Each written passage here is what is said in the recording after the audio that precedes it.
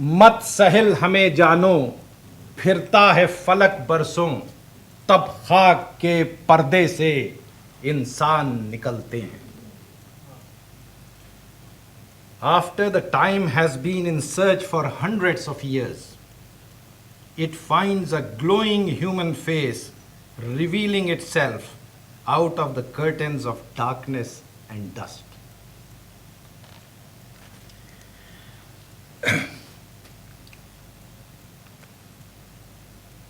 Sir Syed Ahmad Khan, one of the architects of modern India, was an important figure of the 19th century. What I want to do in the next few moments is to tell you who was Sir Syed, what led to the creation of AMU, what is Aligarh movement, and what does Sir Syed's movement mean for us in the 21st century. Sir Syed has often been described as an Indian educator and politician, Islamic reformer and modernist, founder of the Aligarh Muslim University, and more importantly, as the founder of the Aligarh movement. So, what is Aligarh movement? If you go through the pages of history, you will find that the key elements of this movement were to protect Islam against the onslaught of fundamentalists, to remove the bitter enmity which had arisen between the Muslims and the British, and to establish friendly relations between them, to reinterpret the teaching of Islam and bring them in harmony with modern science and philosophy, so that Muslims, while holding on to their religion, might take a rational and enlightened view of life and meet the demands of the new age, to persuade Muslims to learn the English language and Western sciences, to maintain Urdu as an associate official language, and to develop it through translations and original writings. We will talk about the movement a bit later. Let us first talk a little bit about Sir Syed Ahmad Khan's background. He was born in Delhi, probably on 17th of October, 1817, during the reign of Akbar Shah II. His father was Sayyid Muttaqi and his mother was Azizun Nisa, daughter of Khaja Fariduddin Ahmad.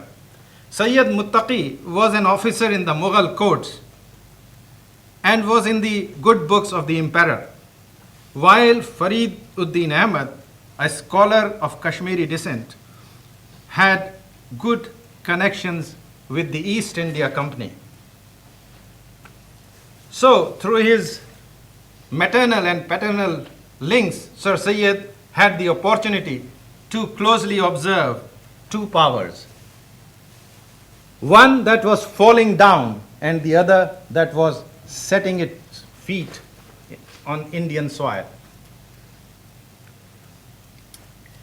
He had his early education in accordance with the traditions of Mughal nobility in Delhi. As a young man, he participated in a number of sports. He used to move around with light-hearted, jovial friends and enjoyed having parties and attending music and dance performances that were held at Mughal courts. He was awarded prestigious titles by the emperor. He learned and practiced medicine for some time, but then joined courts in UP and was later promoted to the post of Munsif, which is actually a judge in a court in India. He was quite particular about etiquette and was always elegantly dressed and impeccably behaved. He was a man with a traditional background but modern outlook. His friend Graham describes him as being of middle height, massive build, having big beard and a hearty laugh. And there are stories about his beard. He had a big beard because one that was the fashion of the time. But also, we are told that he had a big goiter, and his big beard will hide that goiter. He was a man of letters as well as a man of action. His first publication, Jam-e Jam, which was in Persian, came out in 1840. Asar al-Sanadid, which is a study of Delhi's monuments, came a bit later and brought him some popularity. In 1855, he published his edition of Abul Fazl's Ain-e-Akbari. There is an interesting story about Sir Syed's Ain-e-Akbari. Sir Syed sent his Ain-e-Akbari to Ghalib for comments and for writing a taqreez, which means a laudatory foreword to the book. And this intellectual and scholar, Ghalib, though a product of Mughal culture himself, could foresee the imminent Europe-sponsored change in world polity. Ghalib wrote a poetic foreword for this new edition of Ain-e-Akbari, but it was not the type Sayyid Ahmad might have expected. Ghalib commented, "The book had a value only as an antique document." He advised Sayyid Ahmad not to waste his talent in ruminating the past, but to look to the future. Ghalib's original taqreez in Persian has been translated into English by renowned Urdu scholar Shamsur Rahman Farooqi and into Urdu by Dr. Khurshid Rizvi, and both translations are worth reading, and they are available on Wikipedia. At least the English one is available on Wikipedia. Some of its parts are particularly interesting. I will not go into too much of detail about this, but I would like you to just see what is on this slide on the last page, last stanza. "Go to London," he says, "for in that shining garden the city is bright in the night without candles." It is possible that Ghalib's view only indicates the prevalent line of thinking among enlightened Muslims of the time, but it is not unreasonable to assume that the advice of this intellectual giant made Sir Syed reflect upon the choices he had and helped him decide the direction of his future travel. In 1857, there was massacre in India. Sayyid Ahmad's book, Asbab-e-Baghawat-e-Hind, gave a fair account of the faults committed by British officers and proposed solutions to bridge the widening gap between the new rulers and the natives.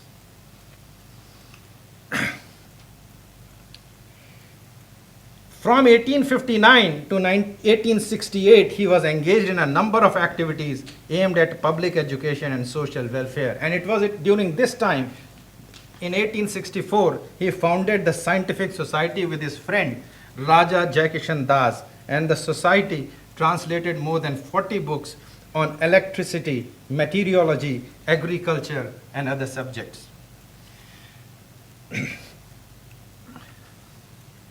During this period, he not only set up schools and educational societies, but also wrote books, articles, and commentaries, and founded a hospital. He also wrote a commentary on Bible, and this perhaps is the first commentary on the Bible written by a Muslim. In 1868, he was making plans to go to England and in order to gain first-hand knowledge of the English education system. He came to England in 1869. He was awarded Order of the Star of India. He stayed here 17 months, visited schools at Harrow and Eton, University of Cambridge, University of Oxford. Here he freely mixed with people of all strata. He joined clubs, attended functions, and saw almost every aspect of British life. He went back to India with a determination to establish an institute on the model of Oxford and Cambridge. Within months of return from England, he started the journal Tehzeeb-ul-Akhlaq. First issue was brought out on 24th of December 1870. 2 days later, a committee was set up to launch MAO College, Mohammedan Anglo-Oriental College. The launching of Tehzeeb-ul-Akhlaq marks the dawn of an era not only in Urdu journalism, but also in Indian Islamic thought. In this journal, through this journal, he challenged slavery and bonded labor, spoke of women's rights, argued in favor of interest in government loans, criticized taqleed, which means blind adherence, and advanced and advocated ijtihad, which means reinterpretation of religious concepts according to the needs of time. Through the journal, Sir Syed came out in the open with his modern and revolutionary ideas, writing boldly on controversial issues. He confronted the obscurantist head-on. He was called Christian, Mulhid, Kafir, but he did not stop. Ideas emanating from Tehzeebul Akhlaq spread like fire, burning the dead wood of stale conservatism and illuminating the way towards modernization and development. In 1877, the foundation stone of MAO College was laid down, and his hard work continued. In 1880, a controversial but modernist commentary on the Quran came out. After the opening of MAO College, he was nominated to Imperial Legislative Council. And when I was going all through these papers, it was very interesting for me to find that he initiated a bill in favor of compulsory vaccination against smallpox as a member of this council. Sir Syed's commentary on the Quran shows that he recognized the limitation of language in interpreting religious concepts. He did not believe in miracles and felt that they were indicative of the metaphorical and allegorical nature of the text. Sir Syed's MAO College was a planned community enlightened by a galaxy of intellectuals of the time, like Theodore Beck, Altaf Hussain Hali, Zakaullah, T.W. Arnold, Nazir Ahmed, Shibli Nomani. Free discussions and debates on moral and philosophical issues were encouraged on the college campus. The aim was not just to impart education, but also to inspire creativity and to keep the students' inner spirit alive.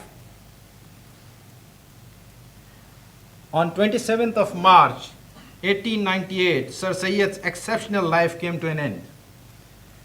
He was buried in what was then the MAO College Mosque. He left behind a college that became a university and a movement that transcends geographical and temporal boundaries.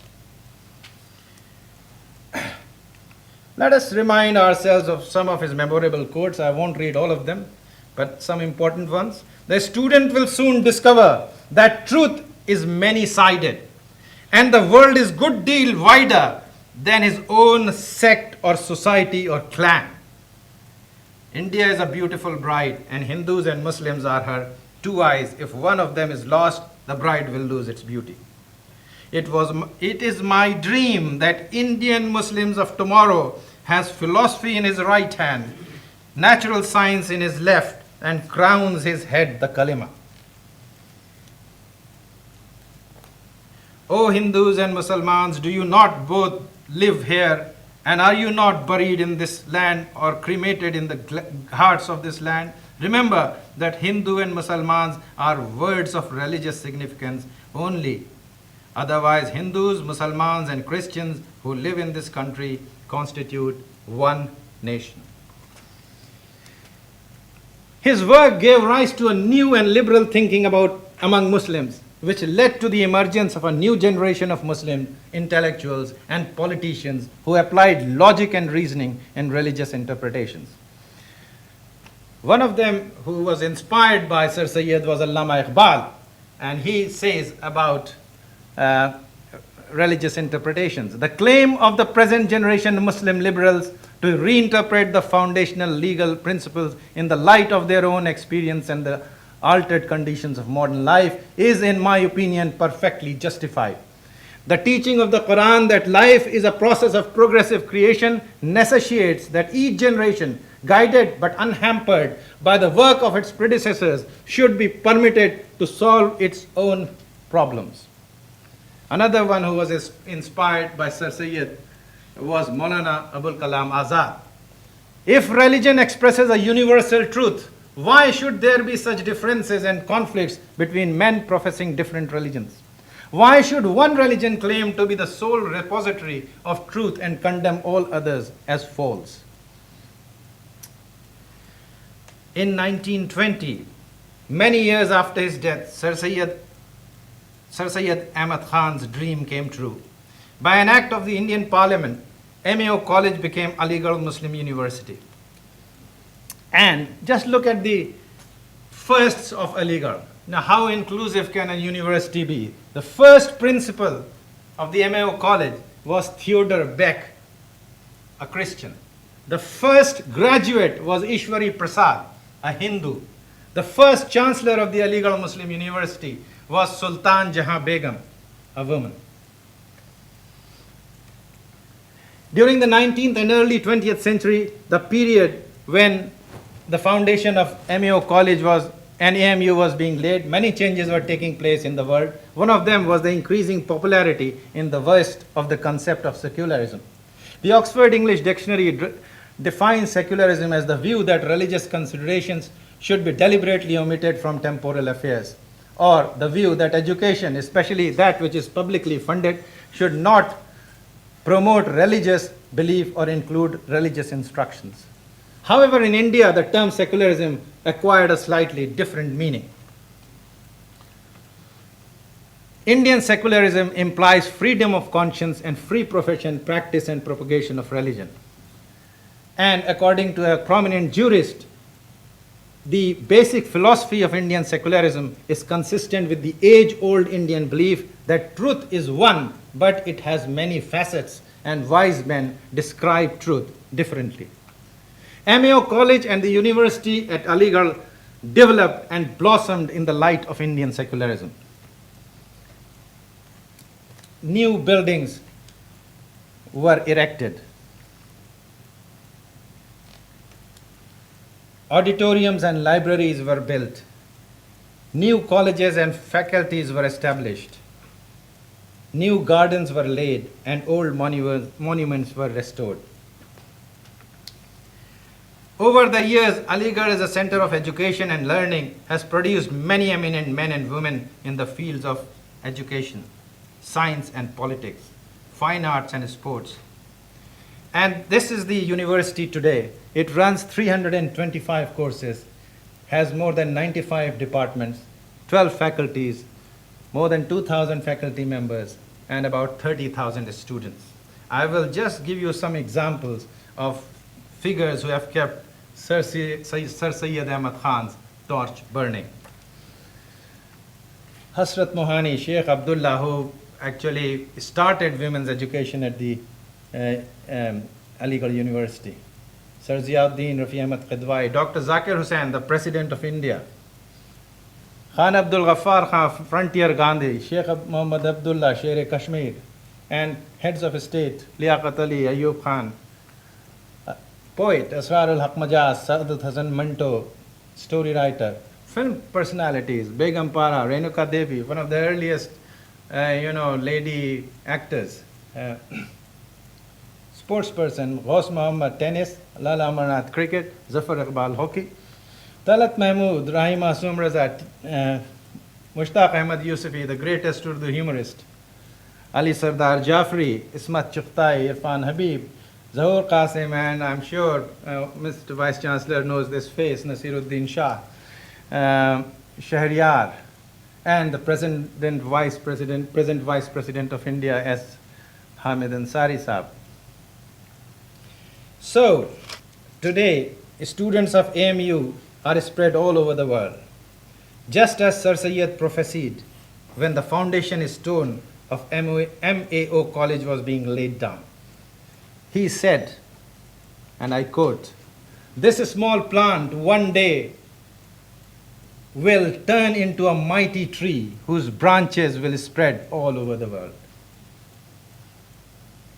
Sons and daughters of Sir Syed Aligarh live and work as productive and successful members of multicultural societies all over the world. Living with others comes naturally to them because that is what Aligarh has taught them. But the 21st century has brought with it some new challenges. Terrorism, war, environmental issues, world poverty, discrimination, and new diseases. How can these problems be solved? They cannot be solved in isolation. Societies and communities working in isolation. They certainly cannot be solved by the rhetoric of clash of civilizations. They can be solved, however, by opening the doors of knowledge and by collaboration in all fields of knowledge: arts, science, culture, religious studies. And this was the approach which Sir Syed Ahmad Khan took in the 19th century. And this is the approach that is needed in the 21st century. This is the approach that can make a better and a happier world for all. Thank you, ladies and gentlemen.